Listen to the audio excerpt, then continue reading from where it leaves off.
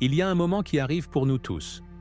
Vous passez une journée parfaitement normale, peut-être même agréable, quand quelqu'un dit quelque chose. Un commentaire, un regard, un simple geste de dédain. Et soudain, tout votre univers bascule. Votre cœur s'emballe, votre esprit s'emballe. Et ce matin paisible que vous saviez si agréable il y a quelques instants, vous paraît déjà un lointain souvenir. La tempête est arrivée, et elle n'a même pas eu besoin de tonnerre pour se faire entendre. C'est la tragédie cachée de la vie moderne. Nous sommes devenus des prisonniers émotionnels, captifs, non pas de chaînes ou de murs, mais de nos propres réactions aux paroles et aux actes des autres. Nous avons confié la télécommande de notre paix intérieure à des parfaits inconnus, à des collègues, à des membres de la famille qui ne réalisent peut-être même pas le pouvoir qu'ils exercent sur notre bonheur. Mais que vous dirais-je s'il existait une issue? Et s'il existait un système ancestral, éprouvé autant par des empereurs que par des esclaves, capable de vous rendre absolument inébranlable? Il y a 2000 ans, des philosophes comme Marc Aurèle, Épictète et Sénèque faisaient face aux mêmes tourments humains que nous connaissons aujourd'hui. Ils ont découvert quelque chose de profond, 7 méthodes pratiques pour vous libérer de la tyrannie des émotions autrui et reprendre la souveraineté totale sur votre âme.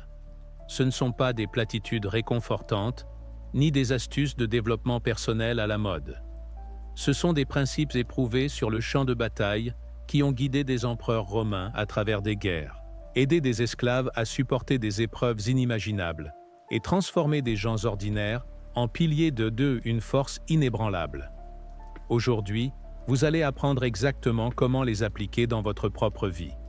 La première méthode transformera complètement votre manière de vivre les frustrations quotidiennes. La seconde vous affranchira de l'épuisante habitude de constamment juger les autres. Lorsque nous atteindrons la 7e, vous comprendrez pourquoi certains semblent glisser à travers les tempêtes de la vie, tandis que d'autres y échouent constamment. La première méthode qui peut transformer votre relation quotidienne à la frustration consiste à apprendre à cultiver la volonté consciente. Il ne s'agit pas d'une acceptation passive ou d'un abandon. Il s'agit d'opérer un virage fondamental qui transforme chaque obligation en choix, chaque fardeau en opportunité. Pensez à la dernière fois où vous êtes resté coincé dans un embouteillage. Quel était votre monologue intérieur? Probablement quelque chose comme « Je dois rester ici. C'est une perte de temps. Je devrais être ailleurs. » Maintenant, imaginez une autre réponse. Je choisis D. Utilisez ce temps pour écouter ce podcast que j'ai envie de découvrir. Je choisis de pratiquer des exercices de respiration. Je choisis d'appeler quelqu'un que j'aime. La différence n'est pas sémantique, elle est révolutionnaire. Lorsque Marc Aurèle écrivait « Accepte ce que le destin apporte et aime les gens que le destin met sur ta route », il ne prônait pas la passivité. Il révélait le secret de la véritable puissance. Le moment où vous cessez de combattre la réalité pour commencer à danser avec elle, vous récupérez votre énergie pour ce qui compte vraiment. Ce principe transforme même les tâches les plus banales. Faire la vaisselle devient un acte de gratitude pour avoir de la nourriture à manger et une maison à entretenir. Un vol retardé devient un cadeau inattendu de temps pour lire, réfléchir ou échanger avec d'autres voyageurs. La clé réside dans le fait de relier chaque événement, agréable ou désagréable, à une vision plus large de votre vie. Voici ce que la plupart des gens oublient. Lorsque vous abordez la vie avec la volonté plutôt qu'avec la résistance, vous ne faites pas que réduire le stress. Vous augmentez réellement votre capacité à éprouver de la joie. La résistance crée une friction interne. La volonté crée un flux. Et, dans cet état de flux, la créativité émerge, les solutions apparaissent, et ce qui semblait être des obstacles se révèle être des tremplins. Essayez cet exercice simple. Pendant la semaine à venir, chaque fois que vous vous surprenez à penser « je dois », marquez une pause et reformulez en « je choisis de ». Eileen, je dois aller au travail devient « je choisis de contribuer avec mes talents et de gagner ma vie ». Je dois gérer cette personne difficile devient « je choisis de pratiquer la patience » et peut-être D. apprendre quelque chose de nouveau sur la nature humaine. Ce n'est pas de la pensée positive, c'est de l'aïkido psychologique. Vous ne changez pas les circonstances extérieures, vous changez votre relation à celles-ci. Et cela change tout. La deuxième méthode consiste à assumer une autorité complète sur votre paysage émotionnel. C'est peut-être le concept le plus radical de toute la philosophie stoïcienne, et c'est celui qui offre la plus grande libération. Personne ne vous fait ressentir quoi que ce soit. Vous êtes l'unique auteur de votre expérience émotionnelle.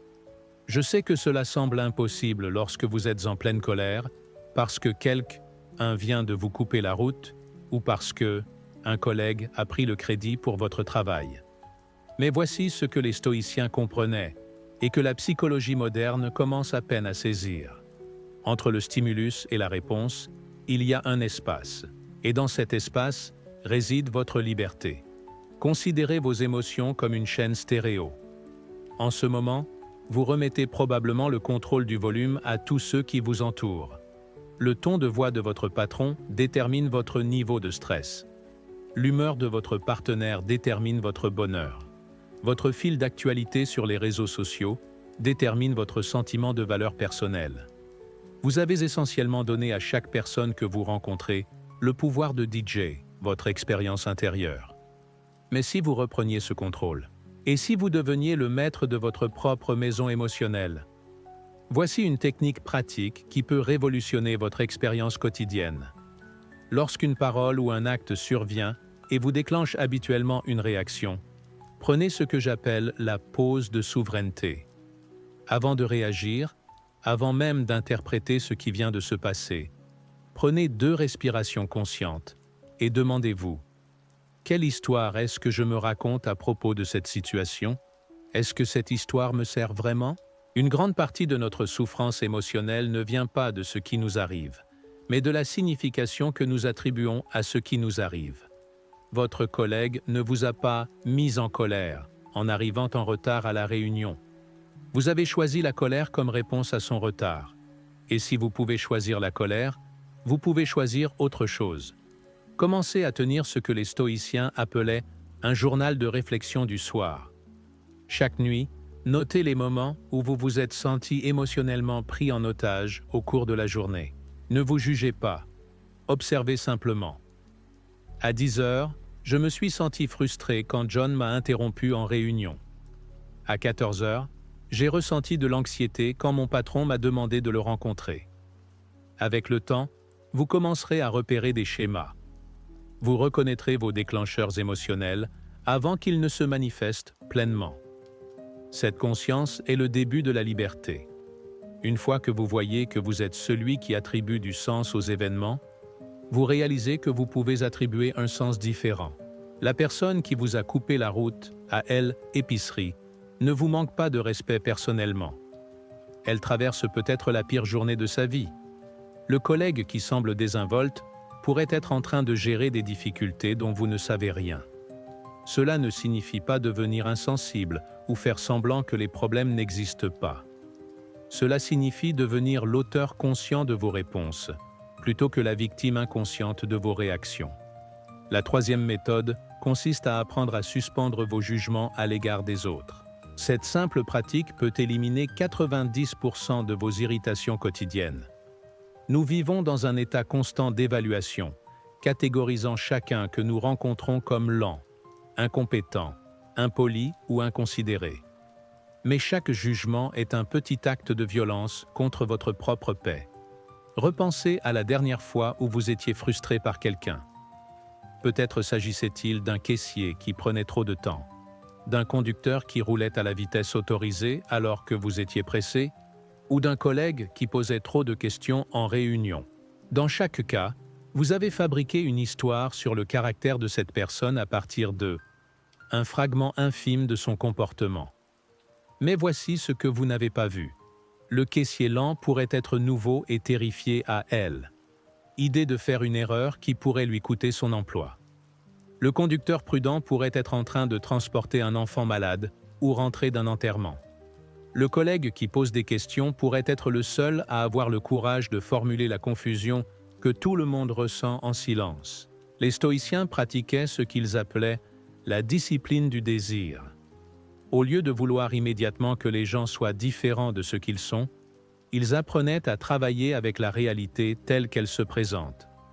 Cela ne signifie pas accepter un comportement véritablement nuisible. Cela signifie reconnaître que la majorité de ce qui nous irrite, est que la condition humaine qui est, exprime dans toute son imperfection. Voici un exercice transformateur. Pendant une semaine, chaque fois que vous surprenez en train de critiquer mentalement quelqu'un, faites une pause et imaginez 3 explications bienveillantes possibles pour son comportement. La personne qui marche lentement devant vous pourrait être âgée, blessée ou simplement en train de profiter d'une belle journée. Le collègue qui semble dispersé pourrait jongler avec une crise familiale ou être en train de faire son deuil. Ce n'est pas de l'optimisme naïf, c'est du réalisme psychologique. Vous ne savez pas vraiment pourquoi les gens font ce qu'ils font. Vos premières interprétations sont généralement basées davantage sur votre propre niveau de stress et votre histoire personnelle que sur une évaluation précise de leur caractère. Lorsque vous cessez de gaspiller votre énergie mentale à juger les autres, quelque chose de remarquable se produit. Vous avez plus de bande passante pour la créativité, la résolution de problèmes et les connexions authentiques. Vous devenez plus agréable à fréquenter parce que vous ne diffusez pas constamment irritation et frustration. Marc Aurèle se rappelait chaque jour qu'il rencontrerait ingérence, ingratitude, insolence, déloyauté, malveillance et égoïsme. Mais il notait aussi que ces comportements naissent de l'ignorance du bien et du mal. Les gens ne cherchent pas à ruiner votre journée. Ils essaient simplement de naviguer dans leur propre vie compliquée, avec une information limitée et des compétences imparfaites. La 4e méthode consiste à vous libérer de l'illusion épuisante du contrôle. La plupart de notre souffrance provient de la tentative de gérer des choses qui échappent complètement à notre influence. Nous gaspillons d'énormes quantités d'énergie à essayer de contrôler la circulation, la météo, l'opinion des autres, les conditions économiques et le désordre général de l'existence humaine. Les stoïciens ont établi une distinction révolutionnaire entre ce que, ils appelaient, ce qui dépend de nous et ce qui ne dépend pas de nous. Qu'est-ce qui dépend de nous? Nos pensées, nos jugements, nos réactions et nos actions. Qu'est-ce qui ne dépend pas de nous? À peu près tout le reste. Le comportement des autres, les catastrophes naturelles, les fluctuations économiques et le rythme de la circulation aux heures de pointe. Cela paraît simple, mais il faut complètement reprogrammer la façon dont la plupart d'entre nous abordent la vie quotidienne. Nous avons été conditionnés à croire que prendre soin de quelque chose revient à inquiéter sans cesse. Nous pensons que être responsable signifie essayer de contrôler des résultats qui sont largement hors de notre portée. Prenez exemple de entrepreneur qui perd le sommeil chaque nuit en inquiétant de état de économie, des actions de ses concurrents et des préférences de ses clients. Toutes ces préoccupations sont légitimes, mais s'en inquiéter est complètement contre-productif. L'économie fera ce qu'elle veut, peu importe l'angoisse que vous lui consacrez. Vos concurrents feront leurs mouvements, que vous en soyez préoccupé ou non. Mais voici ce qui est sous votre contrôle. La qualité de votre produit, le soin apporté au service client, votre réaction aux évolutions du marché et votre capacité à vous adapter et à innover. Lorsque vous concentrez votre énergie exclusivement sur ces facteurs contrôlables, quelque chose de remarquable se produit. Vous devenez plus efficace, plus créatif et beaucoup plus paisible. Les stoïciens pratiquaient un exercice appelé la préméditatio malorum. Imaginez les revers potentiels avant qu'ils ne surviennent. Commencez chaque journée en vous demandant quels aspects des défis au jour 8 sont vraiment sous mon influence? Lorsque vous surprenez votre esprit à se disperser vers des inquiétudes concernant des facteurs incontrôlables, ramenez-le doucement vers ce que vous pouvez réellement changer. Cette pratique ne vous rend pas passif ou indifférent. Elle vous rend stratégiquement concentré. Au lieu de disperser votre attention sur 1000 variables que vous ne pouvez influencer, vous concentrez toute votre force sur la poignée de choses que vous pouvez réellement changer. La 5e méthode consiste à apprendre à célébrer l'imperfection inhérente au monde. Une des principales sources de frustration quotidienne est notre attente inconsciente que la vie devrait se dérouler sans accroc. Nous nous énervons lorsque la technologie fait défaut, nous nous irritons quand les gens commettent des erreurs, et nous nous stressons lorsque les plans ne se déroulent pas exactement comme imaginé. Et si l'imperfection n'était pas un défaut du système? Et si c'était une caractéristique? Pensez aux personnes les plus intéressantes que vous connaissez.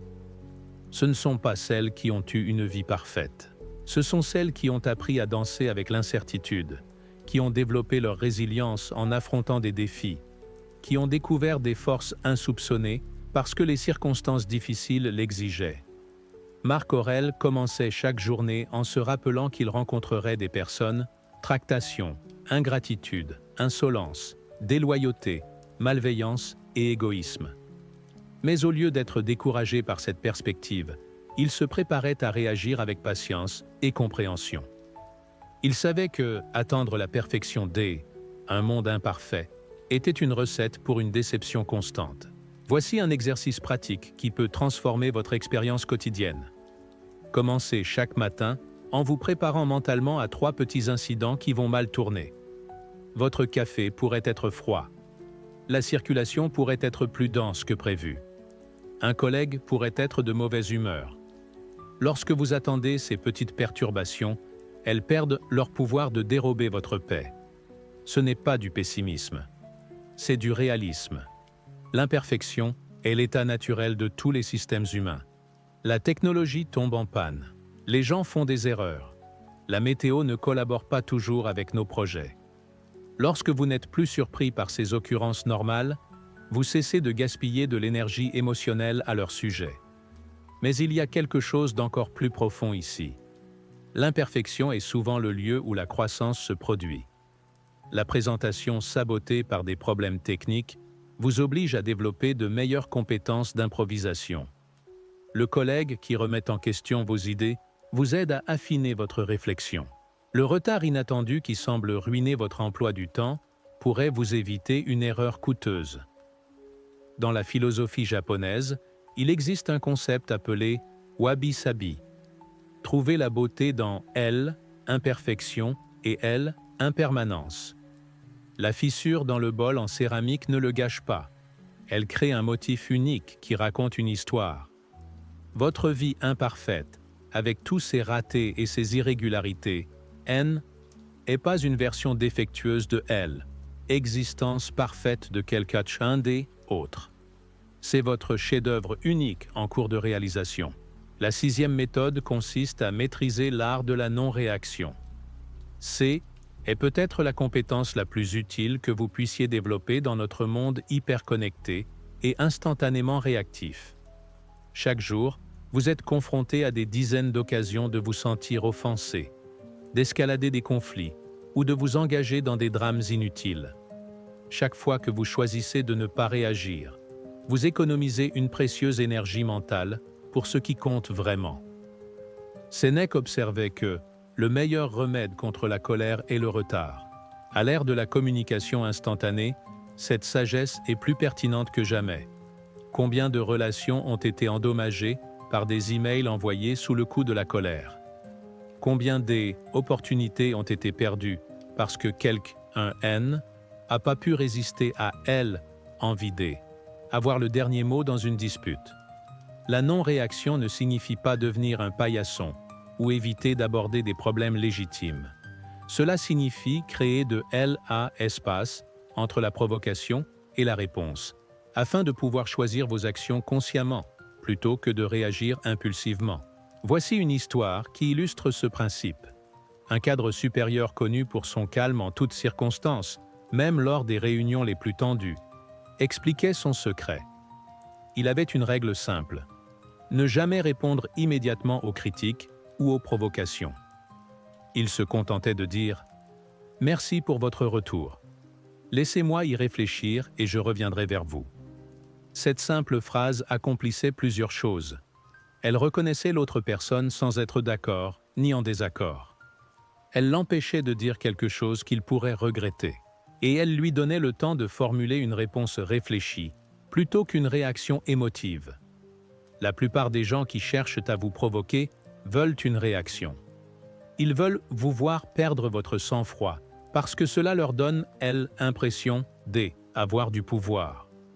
Lorsque vous refusez de leur donner cette satisfaction, vous préservez votre dignité et, souvent, désamorcez toute la situation. Considérez la non-réaction comme de l'aïkido émotionnel. Au lieu de répondre à l'agression par une contre-agression, vous redirigez l'énergie de manière à neutraliser l'attaque. Un collègue vous lance une pique sur votre travail. Au lieu de vous défendre ou de riposter, vous pourriez dire « Je vois que vous avez des réserves sur cette approche. Que suggéreriez-vous plus précisément ?» Cette réponse accomplit plusieurs choses. Elle refuse de mordre à l'hameçon de l'attaque personnelle. Elle réoriente la conversation vers la recherche de solutions. Et elle remet la charge une contribution constructive à la personne à origine de la critique. Les stoïciens disaient « Ne laissez pas le comportement des autres détruire votre paix intérieure. » Chaque fois que vous réagissez émotionnellement aux actions d'autrui, vous leur donnez en fait le contrôle de votre état intérieur. Vous leur louez un logement gratuit dans votre tête. Pratiquez ceci. La prochaine fois que quelqu'un dit quelque chose qui vous déclencherait normalement, prenez 2 profondes respirations et répondez avec curiosité plutôt que avec défensive. Est intéressant. Pouvez-vous m'en dire plus sur les raisons pour lesquelles vous voyez les choses ainsi? Vous serez étonné de voir à quel point des attaques apparentes se transforment souvent en discussions authentiques lorsque vous refusez de monter le ton. La 7e et dernière méthode consiste à découvrir la joie par l'altruisme et le pardon. Cela peut sembler contre-intuitif lorsqu'on parle de se protéger de l'impact émotionnel des autres. Mais voici ce que les stoïciens comprenaient. Lorsque votre esprit est plus accaparé par des émotions réactives, vous avez de la place pour quelque chose de bien plus gratifiant. Les neurosciences modernes confirment ce que les philosophes anciens savaient intuitivement. Les actes de bonté entraînent des changements mesurables dans la chimie cérébrale. Lorsque vous aidez les autres, votre cerveau libère de l'ocytocine, de la sérotonine et de la dopamine. Les mêmes substances que des médicaments coûteux tentent de stimuler artificiellement. Mais il se passe quelque chose d'encore plus profond. Lorsque vous choisissez la compassion plutôt que la rétorsion, vous ne vous contentez pas d'être gentil. Vous vous démontrez à vous-même que vous êtes totalement souverain sur vos réactions. Vous prouvez que les circonstances extérieures ne dictent pas votre caractère. Prenons un exemple concret. Une cadre avait une collègue qui la sabotait constamment en réunion, s'attribuait le mérite de ses idées et répandait des commérages négatifs sur son travail. La réaction typique aurait été de riposter, de documenter chaque offense, de bâtir un dossier pour se venger. Au lieu de cela, elle découvrit que cette collègue traversait des difficultés financières, que son enfant avait des besoins spéciaux exigeant des soins coûteux, et qu'elle était terrifiée de perdre son emploi. Non seulement son comportement envers elle changea complètement, mais la dynamique de toute l'équipe s'améliora. Plus importante encore, elle se sentit sincèrement fière de la manière dont elle avait géré la situation. Elle avait réagi depuis son « moi » le plus élevé, plutôt que depuis son « moi » réactif. Cela ne signifie pas être naïve face à un comportement toxique ou se priver de se protéger d'un véritable préjudice. Cela signifie reconnaître que le pardon est d'abord un cadeau que vous vous faites à vous-même. Lorsque vous vous accrochez à la rancune, vous permettez à quelqu'un qui vous a déjà blessé de continuer à vous nuire à travers votre propre remémoration mentale de offense. Sénèque écrivait « Là où il y a un être humain, il y a une occasion de faire preuve de bonté. » Ce n'est pas seulement une belle philosophie, c'est une psychologie pratique. Lorsque vous cherchez des occasions d'être utile plutôt que des raisons d'être offensé, vous voyez littéralement un monde différent. Voici un exercice qui peut transformer votre quotidien. Chaque matin, fixez-vous intention de trouver au moins une manière de rendre la journée de quelqu'un un peu meilleure. Tenez la porte. Complimentez sincèrement le travail de quelqu'un. Écoutez attentivement quand quelqu'un vous parle. Ou simplement souriez à un inconnu qui semble stressé. Ces petits actes de bonté créent une boucle de rétroaction positive. Lorsque vous êtes tourné vers le don plutôt que la demande, vers la contribution plutôt que la compétition, vous devenez naturellement moins réactif aux humeurs et aux comportements des autres. Vous jouez un tout autre jeu. Alors que nous arrivons au terme de notre exploration, prenons du recul pour voir comment ces 7 méthodes fonctionnent ensemble pour créer ce que les stoïciens appelaient l'ataraxie, la tranquillité inébranlable. Chaque principe renforce les autres, formant un système global de liberté psychologique. Lorsque vous cultivez la volonté consciente, vous cessez de lutter contre la réalité et commencez à travailler avec elle. Lorsque vous assumez l'autorité sur vos émotions, vous reprenez votre pouvoir à ceux qui vous déclenchaient auparavant. Lorsque vous suspendez votre jugement sur les autres, vous libérez de l'énergie mentale pour la créativité et la résolution de problèmes.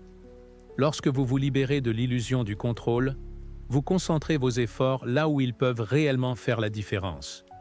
Lorsque vous embrassez l'imperfection, vous cessez d'être déçu par la normalité du désordre humain. Lorsque vous maîtrisez la non-réaction, vous préservez votre sang-froid et votre dignité, quoi que fassent les autres. Et lorsque vous trouvez la joie dans l'altruisme et le pardon, vous découvrez que le vrai bonheur ne vient pas d'obtenir ce que vous voulez des autres, mais de donner le meilleur de vous-même au monde. Ce ne sont pas des concepts théoriques à admirer de loin. Ce sont des outils pratiques à utiliser au quotidien, dans les moments ordinaires où le caractère se forge réellement. L'embouteillage, où vous choisissez la patience plutôt que la frustration. La conversation difficile où vous choisissez la curiosité plutôt que la défensive. Le moment où quelqu'un vous traite mal et où vous choisissez la compassion plutôt que la rétorsion. Chaque fois que vous appliquez ces principes, vous n'améliorez pas seulement votre journée.